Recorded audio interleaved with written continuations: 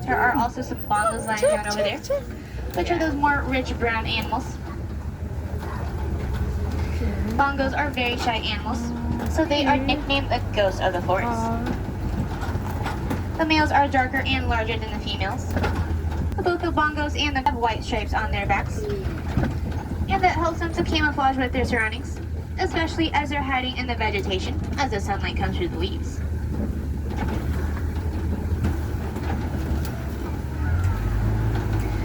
The bongos live in very dense forests, so they have short legs, and that helps them to quickly navigate their way through all the dense vegetation. And they will also walk with their head tilted up to avoid their horns getting caught on any branches. The okapi is also a very shy animal, so it wasn't discovered until the year 1901. Over on the left-hand side, there's going to be a black rhino lying down right next to those cliffs there. Be a little hard to see. Just really seated ass. They can vary in size, weighing anywhere from 800 to 3,000 pounds. A triangular upper lip that kind of acts like a finger for them. And over on the left-hand side, there is a large black and white bird, and that is a saddle-bill stork.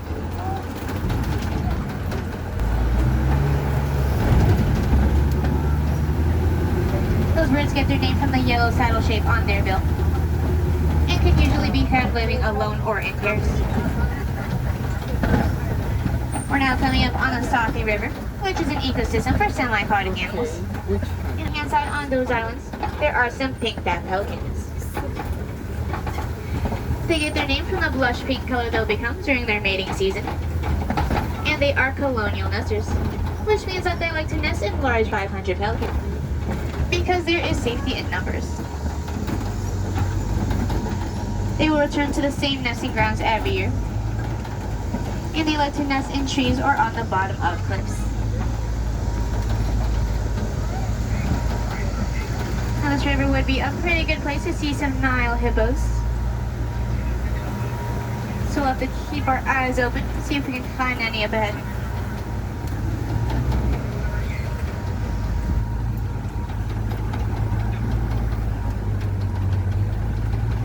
Hippos like to spend a lot of time underwater to try to stay cool. Looks like there are some Nile hippos over on the left-hand side by that back waterfall. Oh, yes, in the water. So a group of hippos is called and they can, but they prefer to just walk along the bottom of the river. If you look further up on the left-hand side, there is a Nile crocodile in the water. Big alligator. Kasi alligator. One find.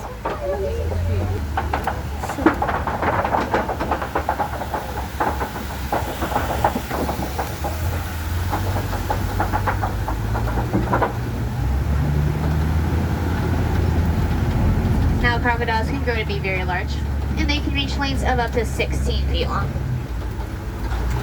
They have a very strong jaw force that they'll use to crush through bones. And they have special scales on their backs called osteoderms that the crocodiles will use as body armor. And those osteoderms will also serve as solar panels, so they'll collect heat and keep the crocodiles warm since they are cold-blooded. Coming up on the right-hand side, there is a large tree, and that is a baobab tree. It's also known as the tree of life. So if it had leaves, it might look a little bit more familiar. However, it will only have leaves during the rainy season, and that's only 3 months out of the entire year.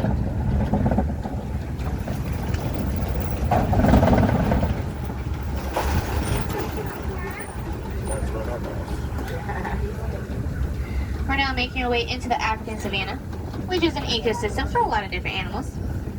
So let's see what we can find out here.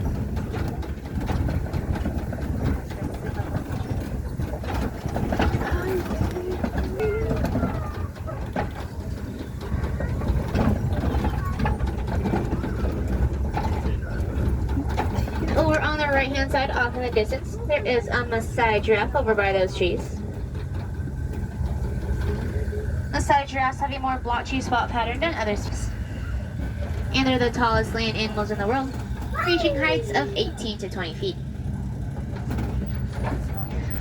Just like their cousin the okapi, they have a long prehensile tongue that they will use to grab any leaves or branches that they might want to eat.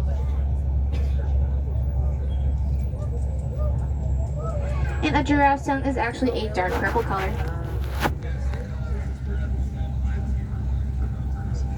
And that's to help prevent it from getting any sunburn on its tongue.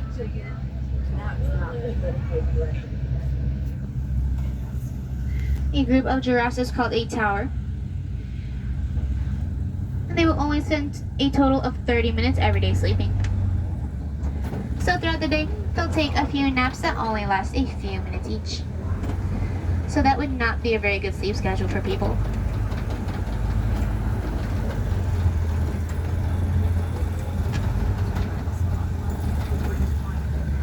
If you look over on the left-hand side, there are some African painted dogs inside of that small cave.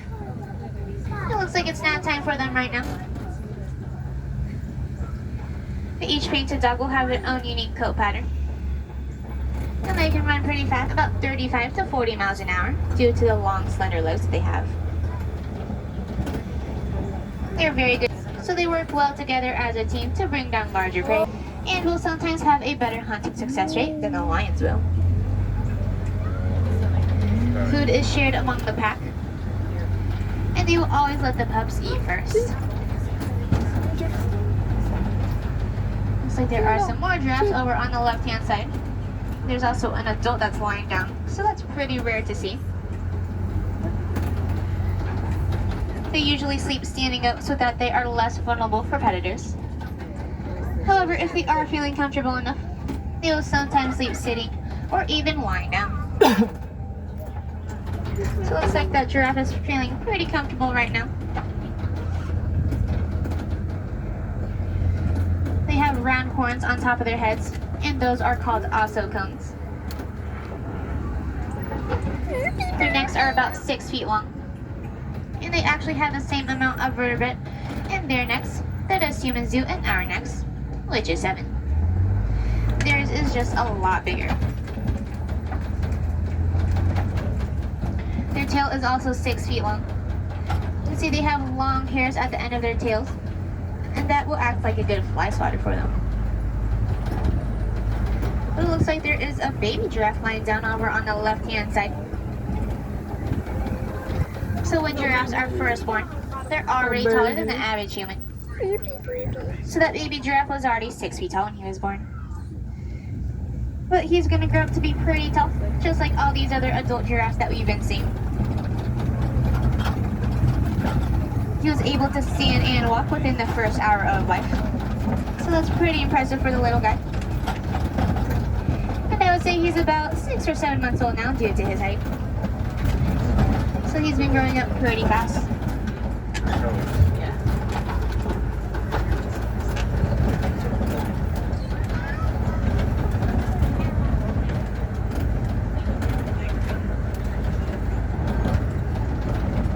Keep going and see what else we can find out here.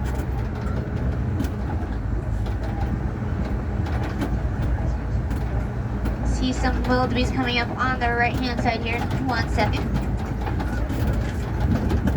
So those are going to be the large gray animals over there.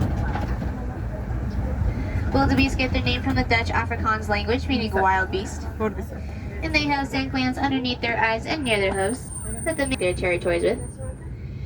And they will also use those to keep track of each other during the Great Migration. There are also some animals with very large horns on their heads over on their right, and that is an Ankole cattle. Also known as the Watusi cattle, named after the Watusi tribe in Africa, hated them. Their horns look like they would be pretty heavy, but they're actually pretty light because they have a honeycomb-like structure inside of them that makes their horns hollow inside. There are also some heart-and-mouse zebras over on the left-hand side. A group of zebra dazzle.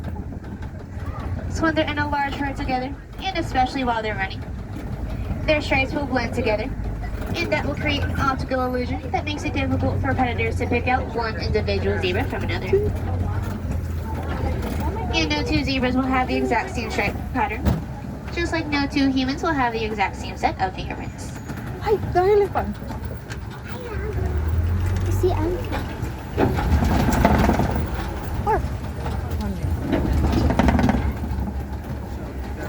Looks like there is an African elephant over on the right. But over on the left hand side there are Andros are the largest species of monkey in the world. Sorry, but we So the males missed the can weigh up to elephant, 100 guys. pounds. Looks like the male is sitting in between those sheep. And the other smaller two are females. Monkey. So females are only a third of their size, weighing 20 to 30 pounds. So a lot of times people mistake the adult females for babies, but they're just that small. Also have bright red and blue markings on their side. And it will become more vibrant as they try to show more dominance. There's that elephant over on the right again. Elephants are the largest land animals in the world, with the females weighing up to 8,000, but the males are much larger, weighing in at 13,000 pounds. Yeah. The males tend to be more solitary than the females, but they will sometimes form small bachelor herds, where the older elephants will teach the younger ones how to be a good elephant.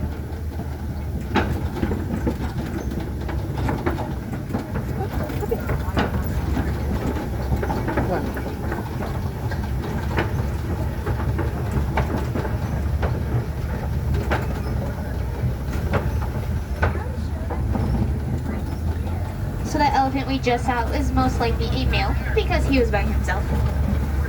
The females tend to be more social, and they can be found in herds with other females along with their young. It looks like an elephant was here earlier. If you look over on the right hand side, there are some elephant tusk marks in that red clay. And over on the left, there are a few more elephants. They like to eat red clay, so they're a source of vitamins and minerals, because they need to stay healthy. Humans need to. They can use their trunks for many different things, including greeting each other, grabbing things, eating, breathing, smelling, drinking water, and a lot of other things. And they actually have more muscles in their trunks than us humans do in our entire bodies. So they can be pretty strong. So there's also a baby over there.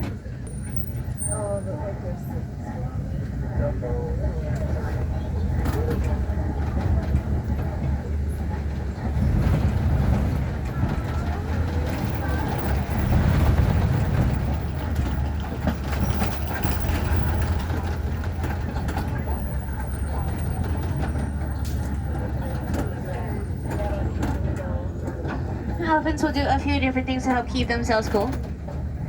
So one way is because that creates a personal cooling system for them of the blood vessels in their ears, which you can see that elephant is doing right now. They also like to throw mud or dirt on themselves and have a little dust bath.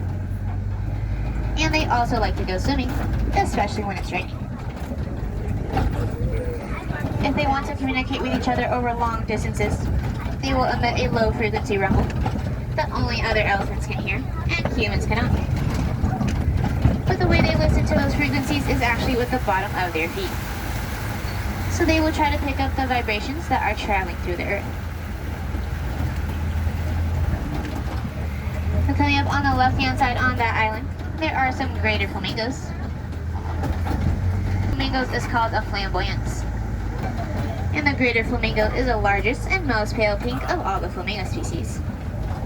But when they first hatch out of their eggs, they're actually going to be more white or gray.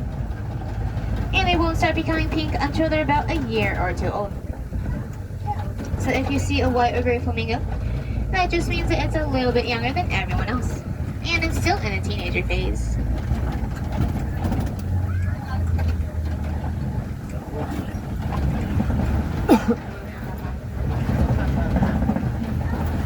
There's another elephant over on the left over there.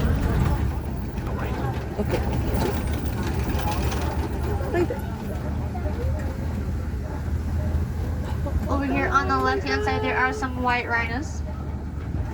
A group is called a We crash. finally got to meet the rhinos. And that mud ball would be a to roll around it and cool off, because it's kind of like their version of a swimming pool. It looks like they're testing out the temperature, see if it's too cold for them. So mud helps keep the rhinos cool, and it will also act as an insect repellent as well for them. so they know how to be sustainable and use their nuts.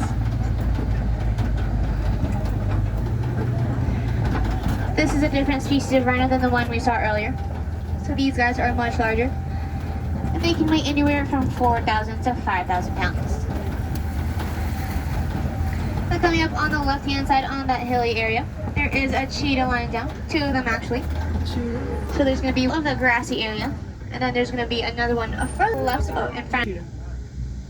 Yeah. So cheetahs are the fastest land animals in the world, and they can run at speeds of up to 60 miles an hour. However, they can only hold that speed for a few hundred yards, as it does take a lot of energy for them to run that fast. They have dark markings underneath their eyes that helps reduce the glare from the sun. There's going to be a few more lines down over there.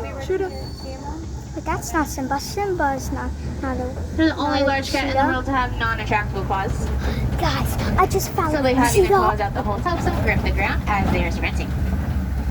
So in a way, the cheetahs are kind of like a football player, with the dark lines underneath their eyes and their football cleats. Their spots help them to camouflage with their surroundings, especially if they're hiding in the vegetation or just in the shade.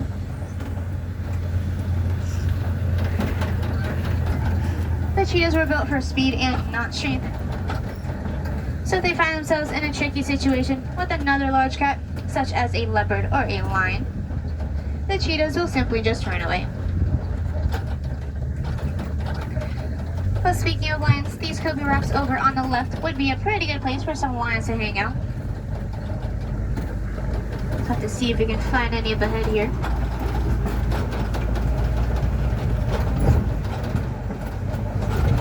They're mostly active at dawn and dusk, and they will spend 16 to 20 hours every day sleeping.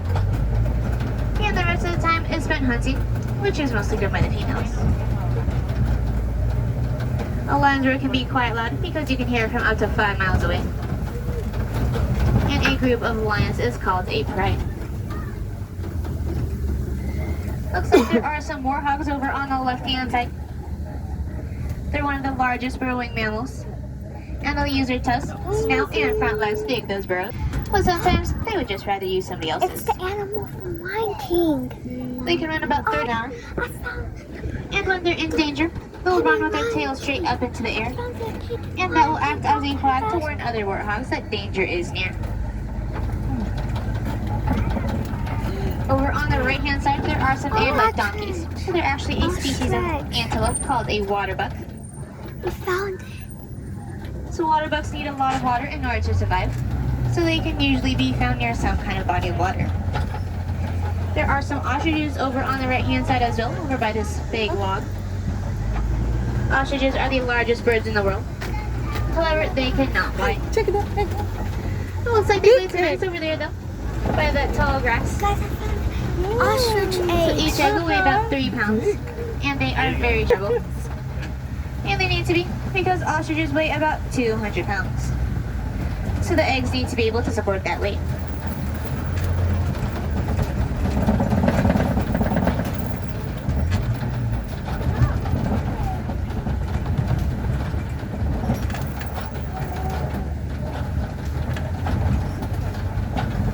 We are now in the Magadi Glen, which is where the warden lives. Looks like it's nap time for the Nigerian broke goats. Now these goats are very cute and very small, but they are fully grown adults.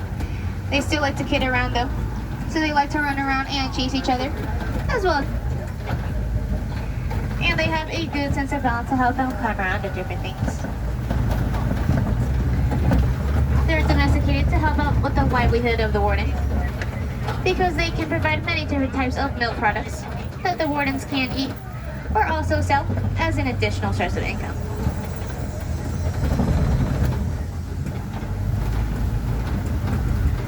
But it does look like we're making our way back to the Harambe village, so I hope you enjoyed seeing the different animals out here on the reserve today. Unfortunately, many of these animals are endangered out in the wild, so it's up to us to do our part so that we can help protect them. So some things we can do is reduce, reuse, and recycle so that we can reduce the amount of trash that we produce every year. So some things you can recycle are your paper, plastic, cardboard, aluminum cans, glass, newspaper, and your electronic devices. Many devices have a mineral in them called coltan, which is mostly mined in Africa. However, those mining practices are very harmful for these animals' ecosystems, and they cause a lot of environmental degradation.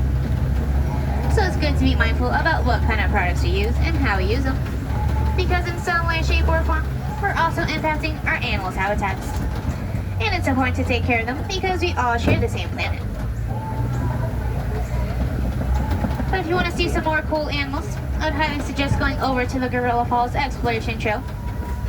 It's a short trail nearby with lots of animal sighting opportunities. You can see some of those animals that we saw earlier on the reserve, as well as some other ones, such as naked mole rats, meerkats, and gorillas.